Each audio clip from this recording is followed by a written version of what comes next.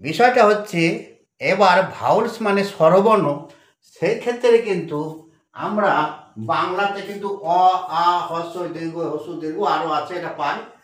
আবার এখানেও বাংলাতে পাই ক, খ, গ, ঘ আরও আছে, সেগুলো পাই। বিষয়টা বুঝতে হবে, এই বি যখন আমি উচ্চারণ করতে যাব তখন আমি বি কে ভাঙলে কিন্তু আমি পাবো বি প্লাস ই, অর্থাৎ বি। এই ই ছাড়া কিন্তু বি উচ্চারিত হতে পারবে না। তাই স্বরবর্ণের বা ভাউলসের চরম মাহাত্ম্য আছে। ভাউলস যেখানে একা একা উচ্চারিত হতে পারে, কনসোনেন্টস সেই ক্ষেত্রে একা একা উচ্চারিত হতে পারে না। এবার কয়েক ক্ষেত্রেও তাই, এবার স্বরবর্ণের ব্যঞ্জন বর্ণের ক্ষেত্রেও তাই, একই মিল আছে গো। ব্যঞ্জন বর্ণের ক্ষেত্রে ক, ককে যখন উচ্চারণ করব তখন এই যে স্বরবর্ণ আছে, এই স্বরবর্ণের সাহায্যে অর্থাৎ এর সাহায্যে কিন্তু আমাকে এখানে উচ্চারণ করতে হচ্ছে। আবার তবেই আমি ক উচ্চারণ করতে পারছি। আবার এইখানে ই আছে, বি যখন উচ্চারণ করছি এই তাহলে এই যে ইটা আছে তখন আমরা ই এর মাধ্যমে গিয়ে যোগ দিচ্ছি, তবে বি উচ্চারিত হচ্ছে।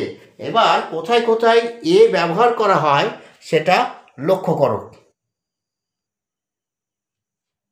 এবার দেখো এ এর ব্যবহার দেখো, যখন কোনো শব্দ কনসোনান্ট, যে শব্দ ধরো ডগ, ডগ হচ্ছে এইখানে ডগ লিখলাম, কিন্তু এই ডিটা হচ্ছে কনসোনান্ট।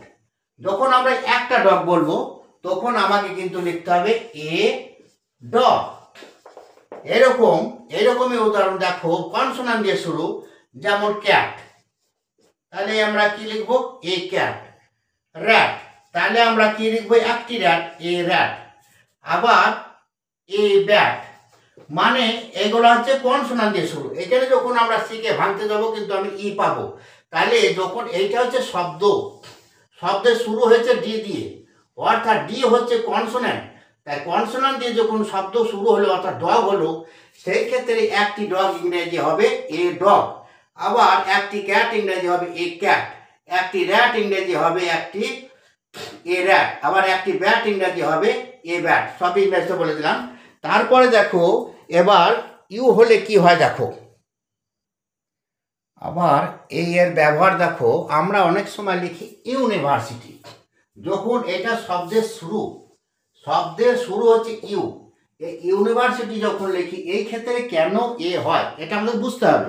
যখন ইউটা স্বতন্ত্রভাবে একা উচ্চারিত হচ্ছে, তারপরে পরবর্তী শব্দের অংশগুলো উচ্চারিত হচ্ছে, সেই ক্ষেত্রে একটি ইউনিভার্সিটি ইংরেজি হবে এ ইউনিভার্সিটি।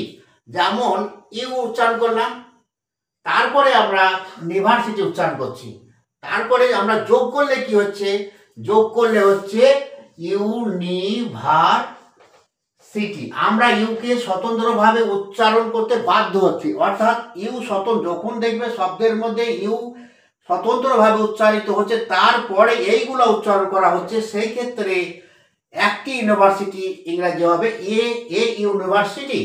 এবার তেমনি এ ইউনিয়ন, ইউনিয়নকে যখন তুমি উচ্চারণ করতে যাবে, ইউকে তুমি স্বতন্ত্রভাবে উচ্চারণ করছো, তারপরে নিয়ন শব্দটা আসছে, সেই ক্ষেত্রে এ ইউনিয়ন। তেমনি এইরকম এ uniform, A unit, a European.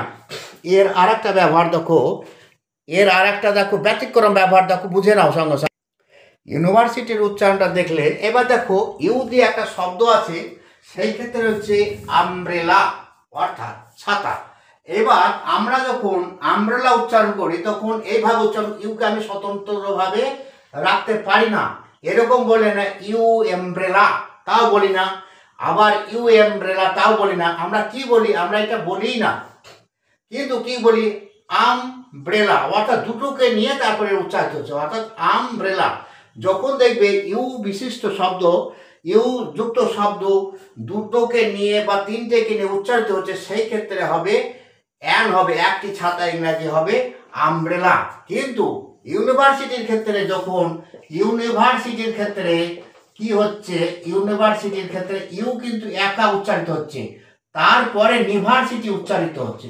একা মানে এ, ইউনিভার্সিটি, অর্থাৎ একা উচ্চারিত হচ্ছে মানে এ, তাহলে কি হবে এ ইউনিভার্সিটি, তখন হবে এ ইউনিভার্সিটি, এই ইউনিভার্সিটি। আর এই ক্ষেত্রে কি হচ্ছে, ইউ কিন্তু একা উচ্চারিত হচ্ছে পাচ্ছে না, তখন কি হচ্ছে এই দুটোকে উচ্চারিত হচ্ছে, অর্থাৎ আম, তারপরে আমরা পেলাম